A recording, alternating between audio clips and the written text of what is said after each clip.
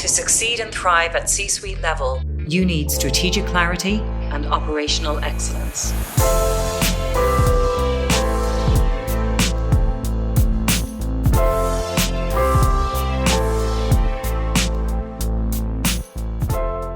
Hello and welcome to the C-Suite Framework podcast with me, Jennifer Geary.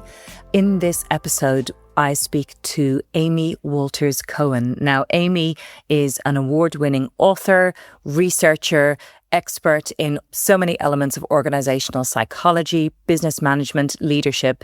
And I love speaking with Amy because not only is she incredibly well researched and super intelligent, but she wears it so very lightly and she delivers her content in such an engaging and intuitive way. And I think you'll see that when you listen to the podcast, you'll hear how that comes across so well. There's been a little gap in the podcast of late because I have been furiously busy, and coming up shortly, you will be able to see the fruits of all that labour. So in the coming couple of weeks, I will be relaunching an updated edition of How to Be a Chief Risk Officer. The book is only 3 years old, but I just felt before I put it on Audible, I wanted to give it a refresh. And what became a refresh actually became quite a substantial rewrite. Every single chapter got some sort of update, and some of them some quite comprehensive updates as well. So look out for an updated version of How to Be a Chief Risk Officer. That will be, as I said, accompanied by an Audible. So the Audible will be coming out alongside the new updated book. And the main new thing that's coming along is also my online courses. So if you like to consume content in a more video-based way with more tools, more supports, more checklists, more frameworks, that is coming your way. So both the How to Be a Chief Risk Officer entire content is going on an online course, and also the Augmented COO. And I chose to prioritize that one because it's AI, because it's so topical right now, and because it sort of complements all of the other C-suite roles. So if you are not yet on my mailing list, please do go to www.csuiteframework.com/contacts and put in your details there in the newsletter. And I'll letting the mailing list know in advance of the upcoming releases. And there might be one or two little offers and discounts in there as well. Also, feel free to connect with me on LinkedIn. You'll hear about those details there. So lots coming your way and hopefully lots of helpful content. Finally, I'm going to be holding a webinar to just demonstrate some of the content of the CRO course. And the people who come along to the webinar, it will be paid, but the people who come along to that will get an amazing takeaway. I've put it together and my producer said to me, why are you giving that away for free? You could actually sell that. So there's a whole way of identifying, approaching, categorizing risks and an inventory of 75 key risks, which you can put into practice straight away. So that's the giveaway that comes with the webinar. But anyway, you will find out more about that if you're on my mailing list or connected with me on LinkedIn. But without further ado, let us go and hear from the lovely Amy Walters-Cohen. I am delighted to be joined on the podcast today by Amy Walters-Cohen. Amy is an award-winning author and independent researcher specialising in cutting-edge thought leadership on today's most pressing business challenges. With over 10 years' experience in applied psychology, serving as a head of research for EY and Lane 4, she has led projects into an array of HR and leadership topic areas, including the future of leadership, Gen AI and digital transformation, maximizing coaching effectiveness, hybrid working, 21st century career development, and organizational culture change. Amy is also a visiting lecturer at the University of Bath. Her book, Ruthlessly Caring and Other Paradoxical Mindsets Leaders Need to Be Future Fit, was published by the world-leading academic publisher John Wiley & Sons in 2023. In 2024, she became the first solo female author to win Business Book of the Year at the Business Book Awards, and also won the People, Culture and Management category, also beating me in the process. Not that I am in any way bitter about that, and we'll get to that, Amy. Additionally, she was named Thought Leader of the Year at the Management Consultancies Association Awards. Amy is a regular keynote speaker and has been featured in Ambition, the CEO magazine, PQ magazine, and HRD magazine, as well as on the Evolving Leader podcast. Amy has just founded her new company, Human Dynamics Research. Amy, it is a pleasure to have you. Welcome to the podcast. Thank you so much. And it's an absolute pleasure to be here. My book is very much based and targeted at the C-suite level leaders and how difficult that job can be to get right in today's highly challenging environment. So it's fantastic to be here today on this podcast and able to share this insight with your audience. So thank you very much for having me on, and apologies on the award front. No hard feelings at all. It was a great night, actually. I really, really enjoyed the awards night. It was fabulous.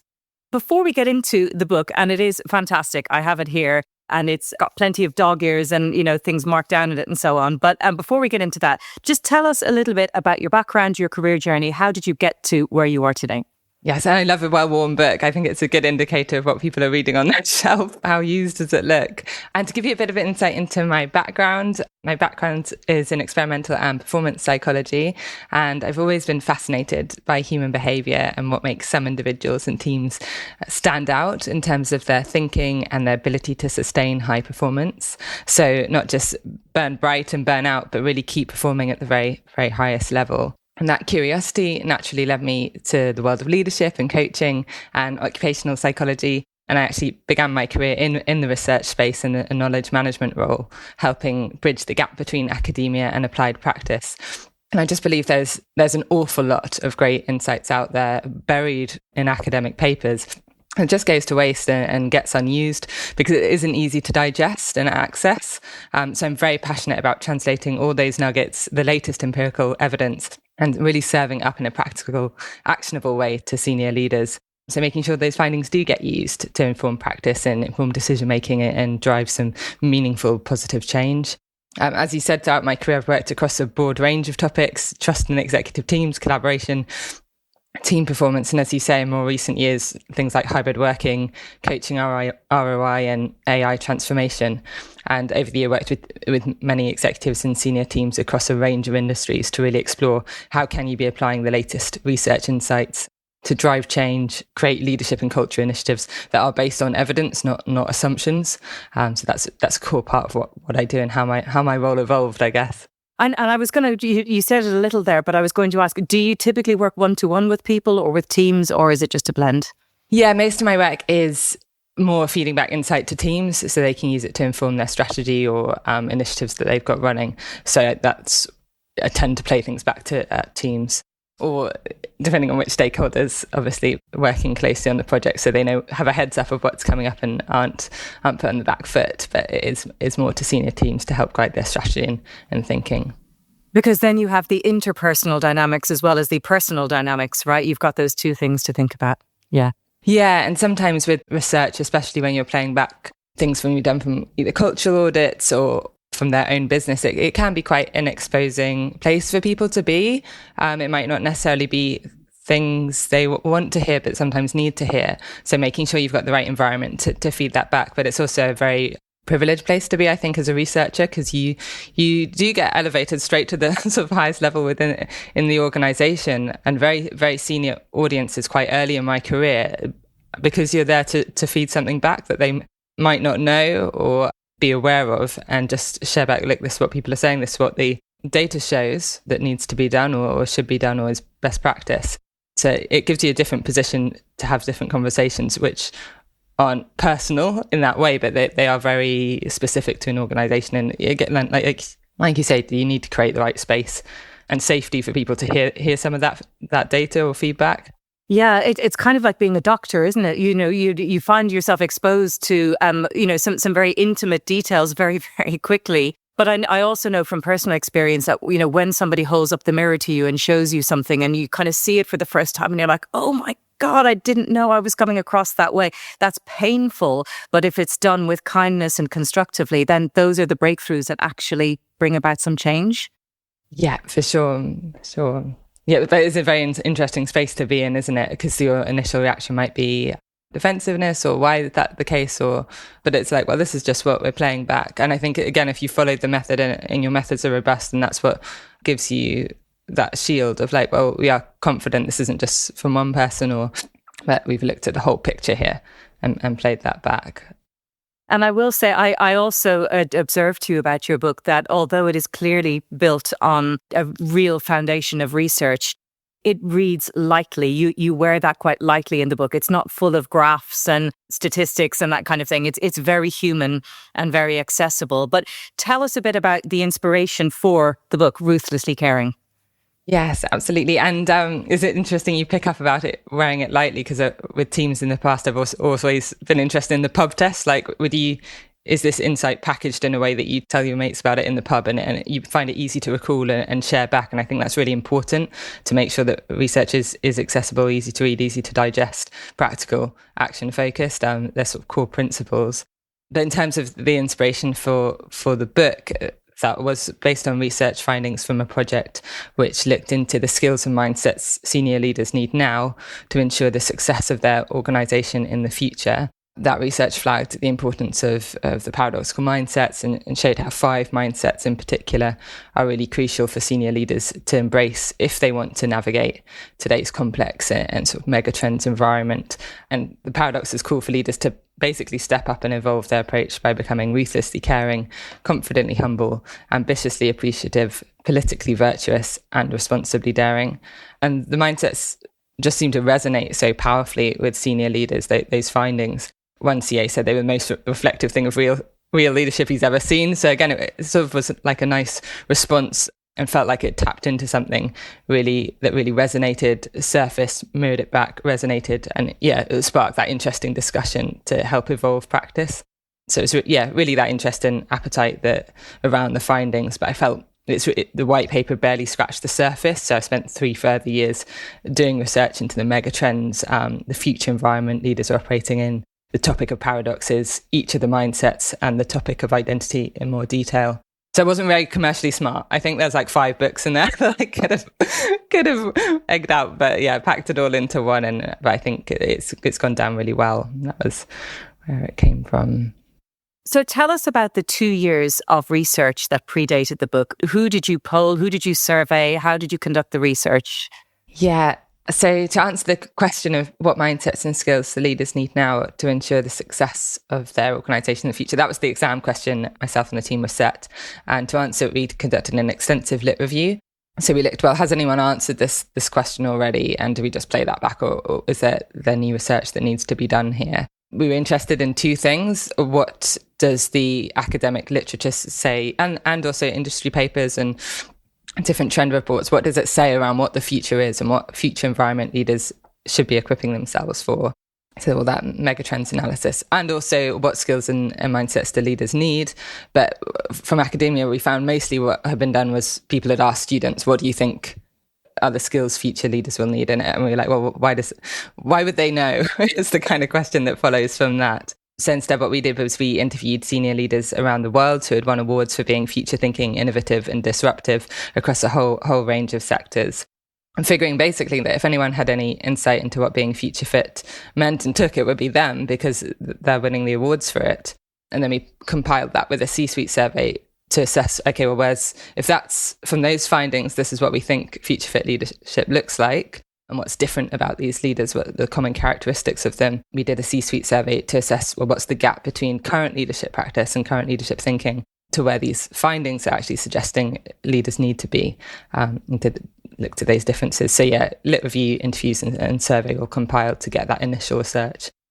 So you formed some view of what really good looked like, and then a kind of a view of current state, and what you're left with is it's performance optimization, right? It's meeting leaders where they are today, and then inviting us to kind of self-assess ourselves on these 5 spectrums and dial up or down as appropriate. And in the current world, I feel like this is almost a warning against overly simplistic thinking, against overly black and white. And it's an argument for nuance and for sophistication. And I think we need that in these current times.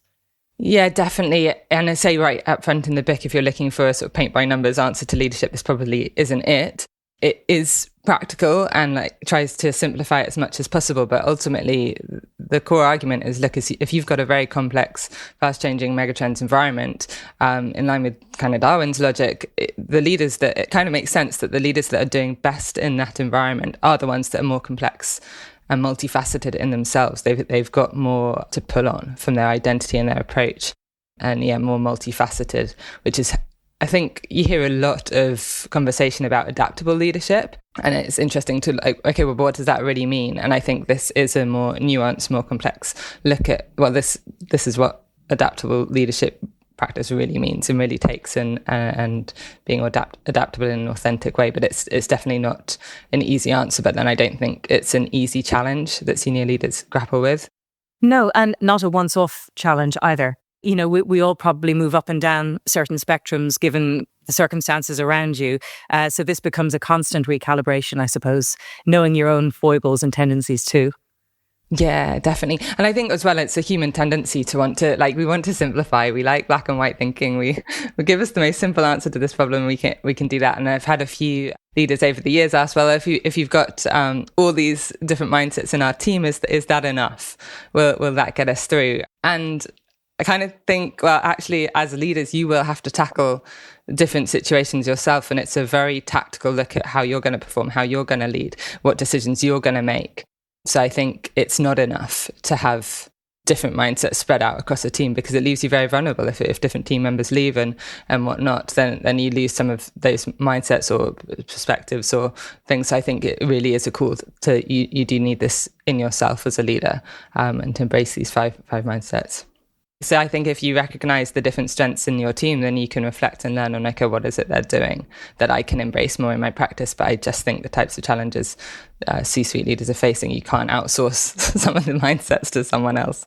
And actually, in my experience, some of the most challenging but then rewarding relationships at C-suite level are when you come up against someone who is just wired differently to you and has a different set. And if you can get past that, I'm thinking of some of the challenging relationships I had along the way. But in some cases, we were able to turn that into something really valuable, where I took on some of their characteristics and they took on some of mine. And if you're feeling that kind of grit in the oyster and that challenge and almost irritation sometimes with somebody, that's telling you something that maybe you could learn, right? 100%. And I think they are the most fascinating, because you're both high performing in different ways.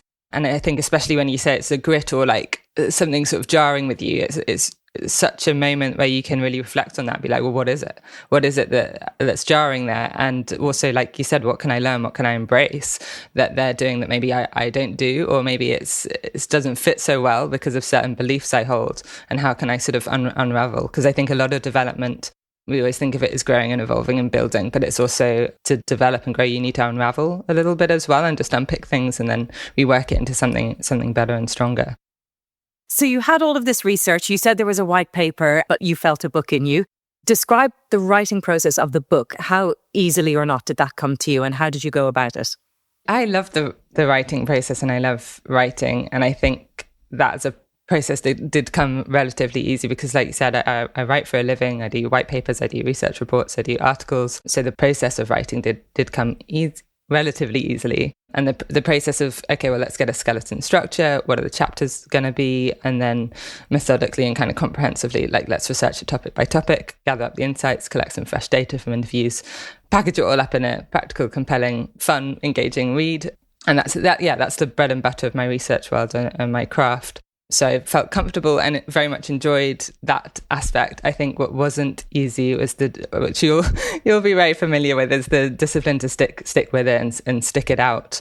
Because I think just because you can do something doesn't mean you necessarily want to. So I love being outdoors. I love getting fresh air. I love getting exercise and just sitting down on every Saturday, Sunday to work on a laptop after a full week of work, or getting up to do a shift before work for 3 hours. It wasn't easy.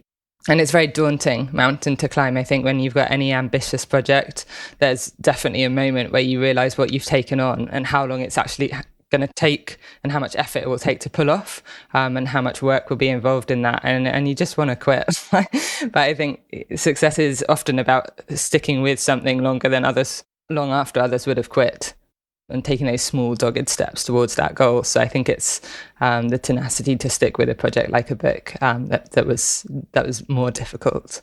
No, 100%. Hats off to you for doing it alongside a full-time job, because I've always taken a break, I've written in between a role, or, when I'm not in full-time work. So to do that, as you say, before work or at the weekends when you've spent all week doing writing and everything else, is that well done. One of the advantages that we non-fiction writers have is you don't have to write sequentially. So, in your case, you might have felt, oh, I'm going to write about Ruthlessly Daring today, or I'm going to write about, Politically Virtuous today. You can kind of go a little bit where your energy is. Whereas I think if you're a fiction writer, you've kind of got to start at the beginning and go all the way through. So once you have that structure, what I find certainly is I can write where I'm feeling a bit more energetic about one topic or another on a particular day. Definitely, you do have a bit more freedom. I don't know how the fiction authors do it. I think it's a whole different ball game, but it would be really fascinating to explore. This podcast is brought to you by the bestselling How to Be A range of books. These books, authored by me, Jennifer Geary, in collaboration with other seasoned experts, break down roles such as the COO, Chief Risk Officer, Chief People Officer, and Chief Sustainability Officer into their component parts. They explain the technical capabilities you need, but also how to operate at this level, preparing yourself, getting to know your peers, engaging with culture, strategy, building your team, and much more. Over 30,000 books have been sold, and the books have received overwhelmingly positive reviews. There's even a book about the role of AI called the Augmented COO. Check out the books, available on Amazon and Waterstones now. So, Amy, the book won. It won Business Book of the Year awards. You won the category and then you won the overall award. What did that do for the book? What did that do for you? Like, what changed? I remember, you had to be up at like 5 a.m. to go on BBC, the next morning and so on. But yeah, tell us about how things changed. It was definitely a night which is part dream and part sort of nightmare, because you go from just having a nice dinner to, like you said, suddenly there's a lot of spotlight. And I remember sitting there smugly thinking, oh, well, that person's got to get up at 5 to be on the BBC. So that's a thing I wouldn't want to do. And then it's suddenly you. So it was an interesting, and sort of having to say some words in front of 400 people that you hadn't really planned. So it was amazing. And such an incredible night and an amazing career milestone. And especially to be the first female solo author to win, it felt incredibly special to be able to represent in that way. And also personally, it was fantastic to have my dad with me. So a very humbling sort of experience and a great validation for evidence-based consulting and evidence-based insights. So it was great, but such a whirlwind. And in terms of what changed afterwards, the award gave the book a wider audience, definitely helped build credibility and visibility, which opened up a lot more opportunities to speak with leaders and help shape that next generation of senior leaders coming through. So helping them become future fit and better equipped to tackle the challenges they're facing. So it was a really real moment of validation and definitely deepened my commitment to the work I do.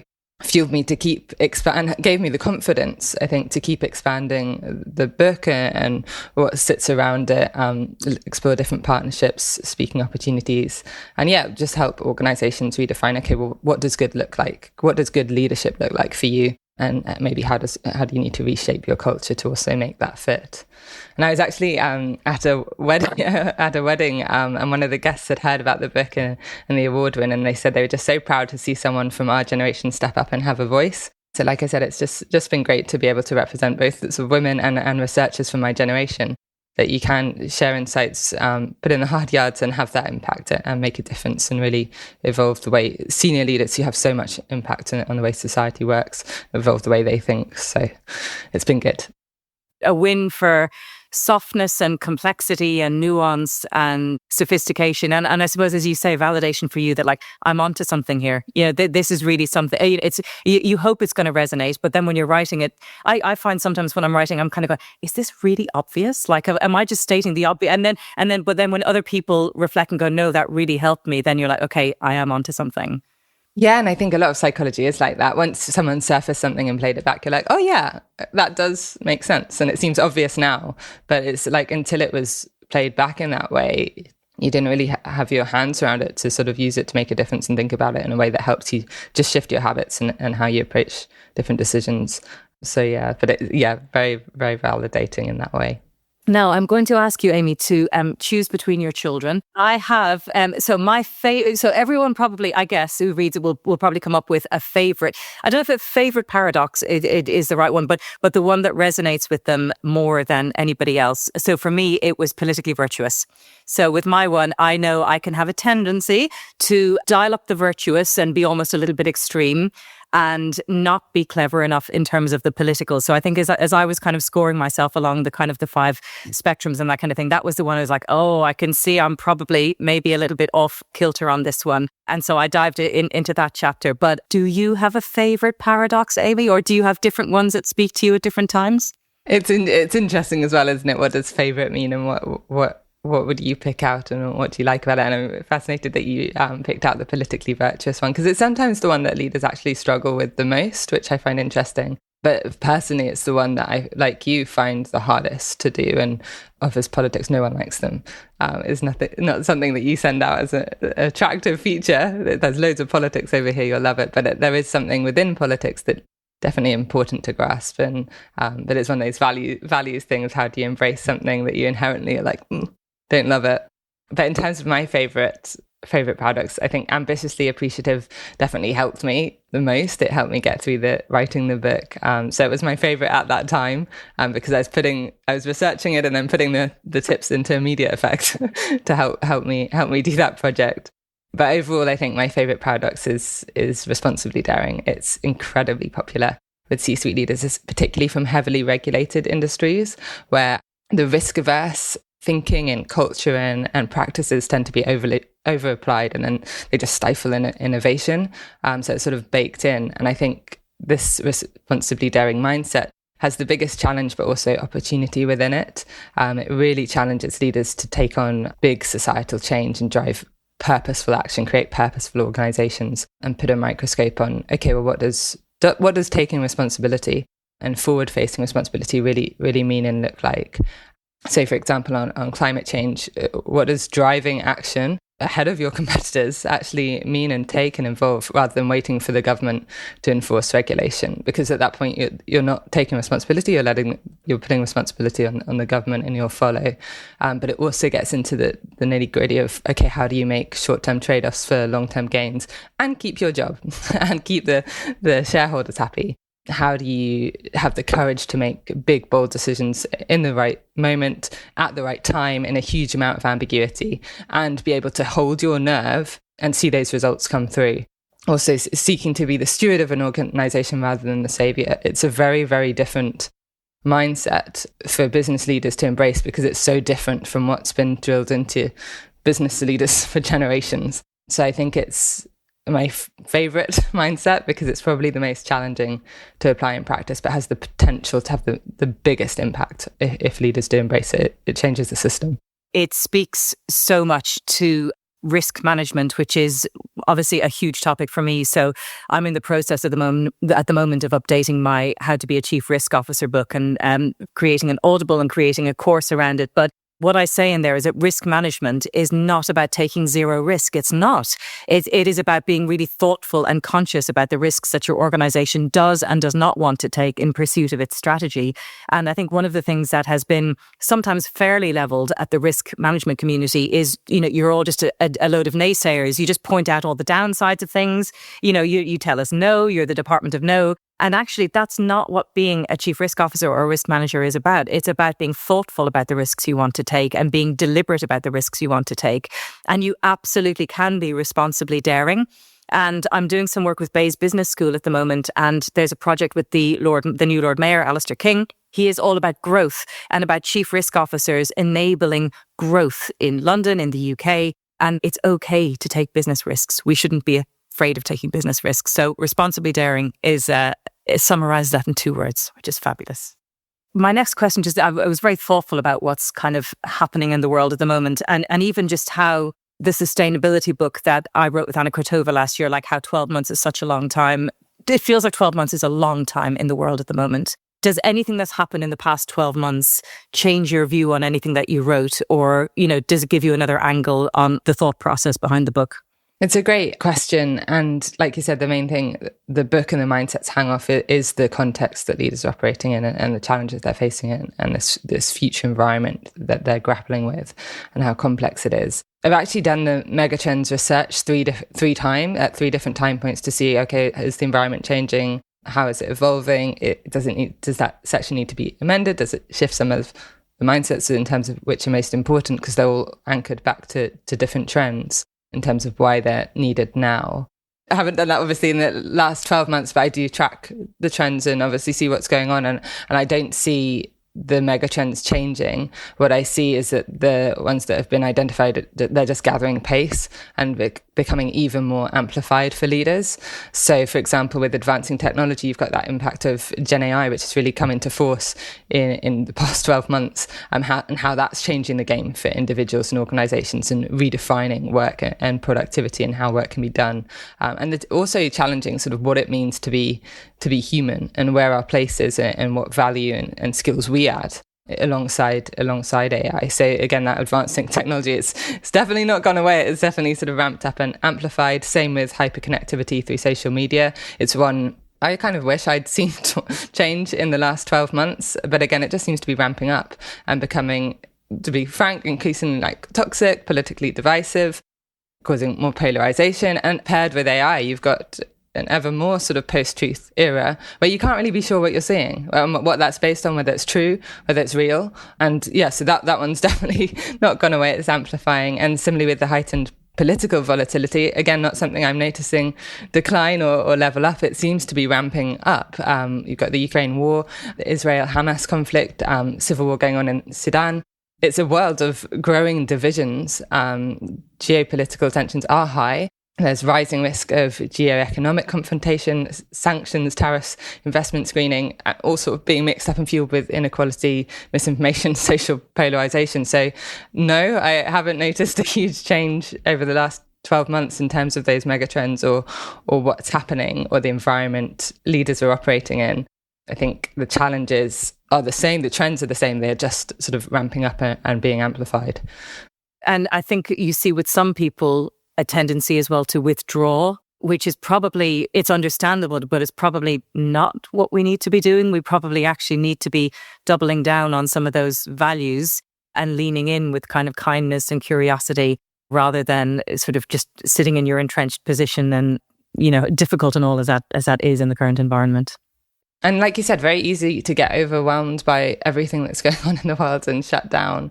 And I think that's where the sort of mindsets hopefully help with different, like, politically virtuous, like how do you make the right ethical decisions with all this going on? How do you know when to speak up or what issues to stay silent on, and what impact will that have? I think it is a very complex world, and the mindsets aim to sort of give leaders a tactical way of going forward and evolving their approach so they can cope with some of these really big questions and sometimes challenges that are being placed at their door. And at the same time, as an element that's probably always true, always something C-suite leaders have had to grapple with, look at, okay, what's coming down the tracks? What are the challenges it presents? Sure. But also what are the opportunities that are there? And hopefully the mega trends are mapping it out in that way. And when you track the trends based on them, you can kind of look at that as a leader and think, okay, well, which ones are very front of mind for us in a business day to day? Which ones are in our head all the time? And what's sort of slightly more out there, maybe it's the multi-generational workforce or a few other trends that aren't really on our radar, but actually if we did have a look at them, there are certain opportunities that we could embrace or certain things that won't seem so left field when you actually look at the big picture of what's going on. So you can start to not only address some of the challenges, but see some of the opportunities in that environment as well, and just your approach to navigate it. But it goes back to that. It is a bigger ask, I think, of leaders in a more sophisticated, complex way of leading. But also the essence of true leadership. You know, true leaders at times like this are the ones who step up and lean in and speak up with courage. And yeah, that's what we need. Amy, your book advises readers to build awareness of their internal scripts. I loved that. And if necessary, to change them.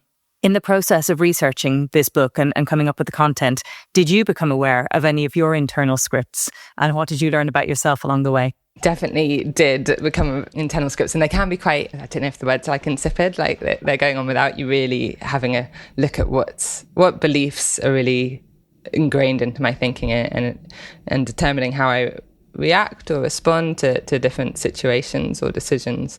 And just to clarify, so the internal scripts are what they refer to as the ingrained cognitive scripts that are automatic thinking patterns or beliefs that influence how you interpret and then respond to a situation. So they're unconscious, they're ingrained beliefs and patterns of thinking and behavior. And they're often kind of, I don't like the word why, but wired in from early experiences.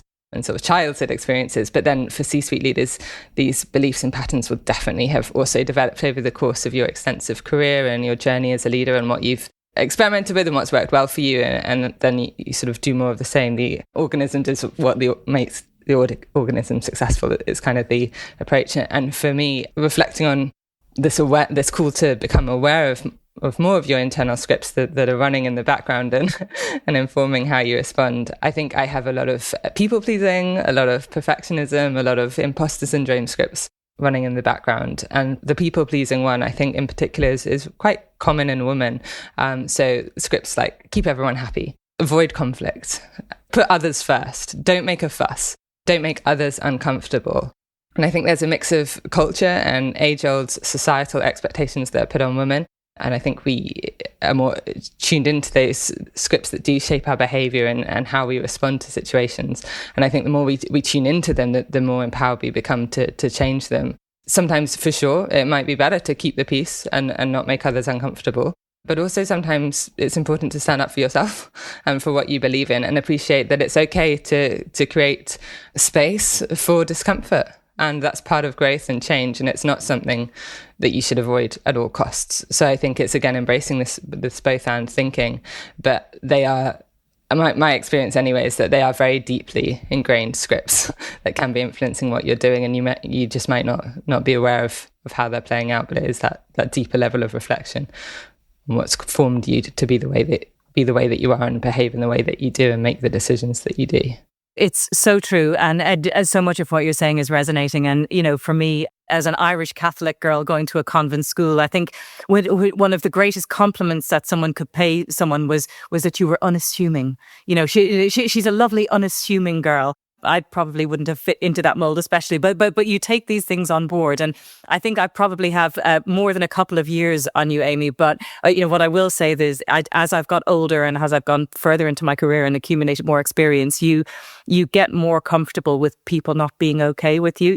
Like you kind of you sort of your values become clearer to you, and yeah, you have to, and part of some of these senior roles anyway is, particularly in areas like risk management and so on, you have to sometimes be the unpopular person. You have to be the person in the room saying something that people don't want to hear. And I definitely think in my more recent years I've become more okay with that, and it's a more comfortable place to be.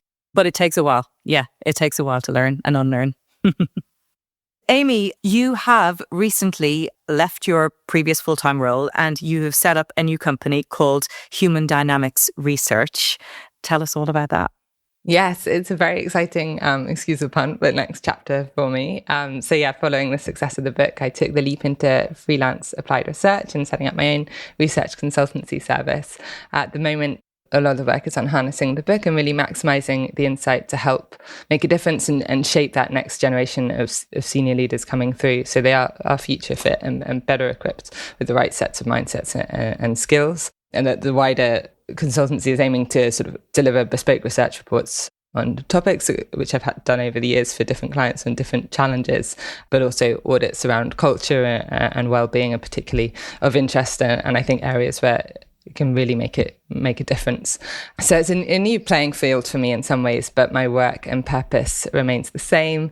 It's all about surfacing insights that make a difference, and helping leaders and teams unlock their potential in a complex world, ensuring that your leadership and culture initiatives are aligned to the latest research and best practice thinking, so they are based on evidence rather than assumptions. So it's the same game, but a new setup, a new field of play really for me. So it's very, very exciting, but it brings different challenges and great opportunities. So very excited about it. And a kind of a client, a typical client for you, or a perfect would be what a company or a new leader who's maybe trying to get to grips with their C-suite or their organization. What would be the problem statement with someone coming to you? Yeah, 100%. And over the years, different leaders have come, either L&D leaders or C-suite leaders, with different problem statements. I think from an L&D perspective, sometimes there's topics that people want different evidence-based around, like, okay, well, how can we create something really robust and different for our leaders on this topic? But with C-suite, it's more, okay, well, how can we develop that next generation of senior leaders coming through so they are future fit? And also for us as a C-suite population, what sort of information do we need around our culture, around people's well-being? What sort of data do we need to gather from our own organisation so we can inform our strategy and really make the best decisions? So it's sort of that, providing that upstream insight on your people strategy so that you can have the most impact. That's where I'd be targeting the insight for C-suites. Excellent. Well, listen, Amy, it's been an absolute pleasure talking to you today and wishing you all the very best. Amy is the founder of Human Dynamics Research and the author of Ruthlessly Caring, Paradoxical Mindsets Leaders Need to Be Future Fit. Amy, it's been an absolute pleasure speaking with you today. Thank you and best of luck. We hope you enjoyed the podcast. For more information about the How to Be a books, the C-Suite Framework courses, the podcast, or to get in touch with me, head over to www.csuiteframework.com.